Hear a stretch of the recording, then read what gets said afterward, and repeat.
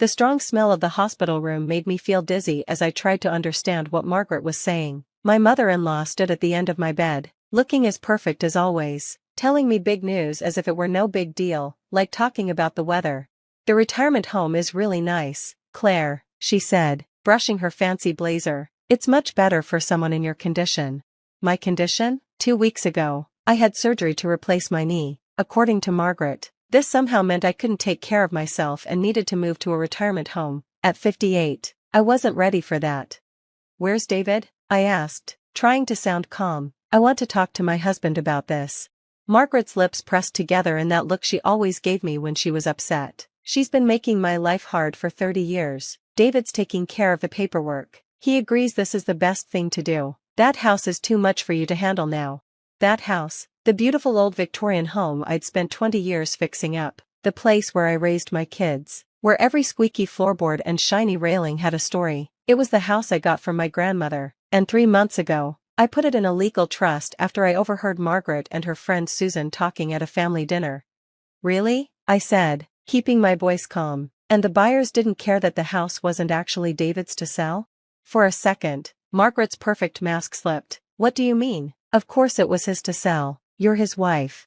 I moved a little in the hospital bed, feeling a small pain in my knee. "Actually, Margaret, the house was never in David's name. It was my inheritance, and 3 months ago, I put it in a trust that can't be changed. To sell it, I'd have to be there and sign the papers."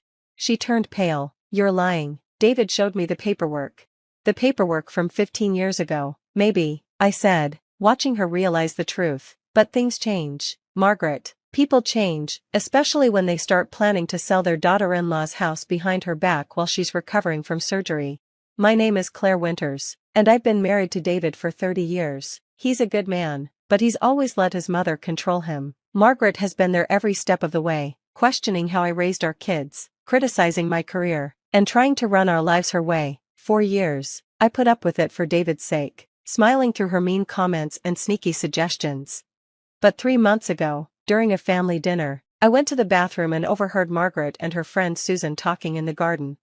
"It's perfect timing," Margaret said, her voice clear through the open window. "With Claire having surgery, David can handle selling the house. It's wasted on her anyway. She's turned it into some weird, artsy mess with all her renovations. The buyers are ready to move fast, and once it's done, we can put her in a better place." I stood there, frozen, as they talked about my future like I was a problem they needed to solve. That night, I called my lawyer, Sarah, and set up a trust for the house. It was done in a few weeks, completely legal and unbreakable. I didn't tell David because I knew his mother would find out if he brought any paperwork home. Now, watching Margaret's plan fall apart, I felt both happy and sad. This wasn't how I wanted things to go, but she gave me no choice. "Does David know?" she asked, her voice shaking. "About this trust?" "He's about to," I said, pressing the call button by my bed. "In fact, let's have a family meeting. Why don't you call him up here, Margaret?" Her hands clenched. "You've ruined everything. We had buyers ready, a nice couple. David already signed the first set of papers. Those papers don't mean anything without my signature," I said, "and since I never planned to sell my house, your nice couple will have to look somewhere else." The door opened, and a nurse peeked in. "Everything okay, Mrs. Winters?" "Yes, thank you," I said. "Could you call my husband? He's downstairs handling some paperwork. David Winters. Tell him it's important." Margaret paced the room like a trapped animal, her expensive shoes clicking on the floor. I could almost see her trying to figure out how to fix this, how to stay in control. 10 minutes later, David rushed in, looking worried. "Claire, what's wrong? Are you okay?" "I'm fine," I said, patting the bed, "but we need to talk about the house, specifically, how your mother and you were planning to sell it while I was recovering from surgery." David looked shocked, glancing between his mother and me. "Mom, what is she talking about?" Margaret stepped forward, using her calm, fake voice. "David, sweetheart, I was just telling Claire about the great retirement home we found. It's really for the best." "The best for who?" I asked quietly. "For me? Or for you and your country club friends who never thought I was good enough for your son?" "That's not fair," Margaret snapped. "Everything I've done is for this family. That house is too much for you to handle, especially now." "Now that I've had a simple knee surgery?" I laughed. But it wasn't funny. "I'm not helpless, Margaret. I'm not old and weak. I'm not ready for a retirement home, and most importantly, that house isn't yours or David's to sell. David sat down by my bed, looking stunned. Mom, you told me Claire agreed to this. You said she was worried about taking care of the house while she recovered. Oh, David, I sighed, taking his hand. After 30 years, do you still believe everything your mother says? The room was silent. David sat there, trying to understand what had happened. Margaret stood by the window, her back stiff as she stared outside. 3 months ago, I said, my voice steady, I overheard your mother and Susan talking in the garden. They were planning to sell my house while I was in surgery, and they were counting on you, David, to help. David looked up. I didn't. Mom just said you were worried about the house. She said you'd talked about it. I asked softly, when did I ever say I wanted to sell my grandmother's house? When did I ever say I wanted to move to a retirement home? Margaret turned around, her makeup not hiding her anger. This is crazy, David. She's not thinking straight, it's the pain medicine. I'm thinking clearer than I have in years, I said, clear enough to set up a trust 3 months ago to protect the house, clear enough to have my lawyer document every conversation, every time you tried to control this. David stood up, running his hands through his hair. Mom, what did you do? What I had to, Margaret yelled. That house has been a problem for this family for years, the repairs, the work, Claire's crazy changes. My changes that made the house worth 3 times more, I said. The ones that were in Home Design magazine last spring, those so-called ridiculous changes? Margaret's face turned red. It's not about the money, it's about what's best for the family. David, you must see what I see. David spoke slowly. What I see is that you tried to sell my wife's house without her permission. You lied to me, told me Claire agreed. He stopped talking, finally realizing how serious this was. I held David's hand again, squeezing it gently. The trust wasn't about you, David, it was about protecting what's mine, what my grandmother left me. You went behind our backs, Margaret snapped, setting up trusts, making legal plans. Like you went behind my back to sell my house? I asked calmly. The difference is, what I did was legal, what you tried to do was fraud. The word hung in the air like a storm cloud. Margaret's face turned pale. Fraud? David repeated, looking between us. Yes, fraud, I said, trying to sell property you don't own, forging signatures, these are serious legal problems. Margaret, my lawyer has proof of everything. Margaret sat down, her perfect mask finally breaking. You wouldn't dare. Think about what this would do to the family. I've thought about nothing else for 3 months, I said. I've thought about 30 years of your little digs and mean comments, 30 years of you trying to control every part of our lives, 30 years of David stuck in the middle, trying to keep everyone happy. I looked at my husband, seeing the struggle in his eyes. I love you, David, but this has to stop. Your mother needs to understand she can't control everything. She can't decide my future for me. David nodded slowly, something changing in his expression. For the first time in our marriage, I saw him really see his mother for who she was. Mom, he said firmly, you need to leave now, we'll talk about this later. Margaret stood up, smoothing her fancy clothes with shaky hands. David, please. Now, Mom.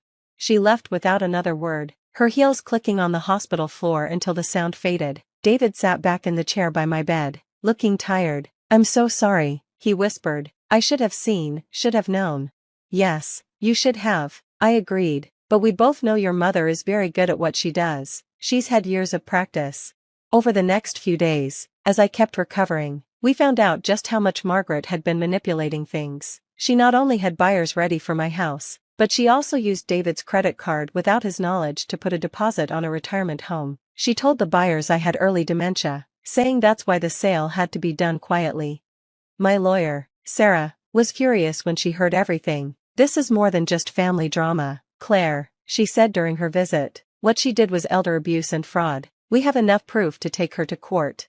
But I had other plans. A week later, I left the hospital. David drove me home, to my home, the Victorian house that had caused so much trouble. As we pulled into the driveway, I saw Margaret's car parked on the street. I invited her, I said, seeing David's surprise. We need to clear the air, set some rules. Margaret was waiting on the porch, looking smaller and less powerful than she had in the hospital. She watched as David helped me up the steps, my knee still sore but healing. Inside, I sat in my favorite chair, the one Margaret always said was too old and worn. The afternoon light came through the stained glass windows I'd fixed myself, making colorful patterns on the floor. Before you say anything, I began, I want you to look around. Really look at this house, Margaret. Look at what I built here, what I've fixed. This isn't just a house to me, it's my life, my passion, my home. Margaret's eyes moved around the room, taking in all the details, the mix of old and new that I'd worked so hard on. I won't take legal action, I said, seeing her relax a little, but things are going to change. No more meddling, no more control, no more trying to run our lives. And if I say no? She asked, but her voice didn't have its usual strength. I smiled, reaching for the folder I'd put on the table. Then Sarah will start legal action. The proof of your fraud, the credit card charges, the lies you told the buyers, it will all come out. Your reputation at the country club wouldn't survive that, would it? She flinched, and I saw David hide a smile. But it doesn't have to go that far, I added. You can choose to respect our boundaries, to accept that David and I can make our own decisions. You can choose to be a mother and grandmother, not a controller. The room was quiet as Margaret thought about her options. Finally, she spoke, her voice softer than I'd ever heard it. The work you've done, it's really amazing. Coming from Margaret, this was almost an apology. Thank you, I said simply. Would you like a tour? I can show you the new kitchen I'm planning once my knee heals. That afternoon was a turning point. It wasn't perfect, Margaret would always be Margaret, but something important had changed. David stood taller, spoke more firmly, he didn't jump every time his mother called. As for me, I kept recovering, working with my physical therapist in the home gym I'd set up in what used to be the dining room, much to Margaret's dislike. The house changed with me, each room telling a story of strength and new beginnings. 6 months later, Home Design magazine came back, this time to feature my home office. The photographer took a picture of me at my desk, the stained glass windows casting colorful light on my silver hair. The article was called, Victorian Revival, How One Woman's Vision Changed More Than Just a House. Margaret even came to the magazine party, bringing champagne and only making one small comment about the unusual wallpaper in the bathroom. Progress comes slowly, after all. As I watched her talking to the magazine editor, actually complimenting my work, David put his arm around me. You know, he said quietly, putting the house in trust was smart, but not telling me, that must have been hard. I leaned into him, thankful for my healing knee and the man who had finally found his voice. Sometimes, I said, you have to protect what's yours, even from the people you love. He nodded, finally understanding.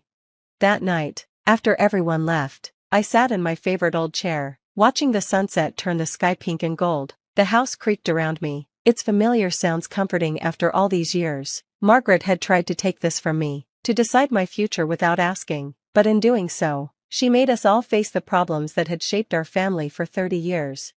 Sometimes, you have to almost lose something to realize how much you'll fight to keep it. I touched the arm of my chair, feeling the soft, worn fabric. In the end, this wasn't just about a house, it was about standing up for myself, protecting what matters, and finding my voice even when others try to silence it. And as I sat there in my imperfect, beautiful, hard-earned home, I realized that sometimes the best revenge isn't about getting even, it's about living well on your own terms, in a house that tells your story. Every squeaky floor, every fixed window, every unique choice that makes it truly yours. The next morning, I got a text from Margaret, the wallpaper in the bathroom, it's starting to grow on me. I smiled as I typed my reply, just wait until you see what I have planned for the conservatory.